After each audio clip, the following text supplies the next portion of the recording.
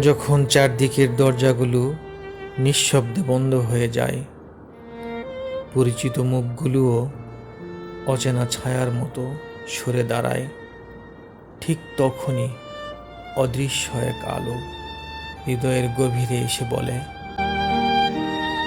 ভয় করো না, আমি তো এখনো আছি। তোমার নীরব দীর্ঘশ্বাস, বালিশ ভেজা অশ্রু, ঠোঁটে না আসা হাজারো অভিযোগ, সবই পৌঁছে যায় 7 আসমান ভেদ করে।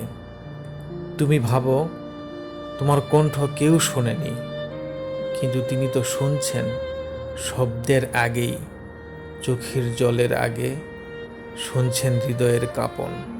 এক পা যদি ফিরে আসো তার পথে, তিনি রহমতের দুয়ার খুলে হাজার আশার বাতি জ্বালিয়ে দেন। হারিয়ে যাওয়া পথিকের জন্য তিনি কখনো পথ ফুরিয়ে যেতে দেন না। দুনিয়া যদি বলে তুমি একা, আকাশ তখন সাক্ষী হয়ে বলে, না, তোমার রব তো তোমার সঙ্গে আছেন। তাই ভেঙে পড়ো না। অন্ধকার রাতেরও তো একটি ফজর আছে। যে হৃদয় আল্লাহর উপর ভরসা রাখে, তার কান্নাও একদিন হাসিতে রূপ নেয়।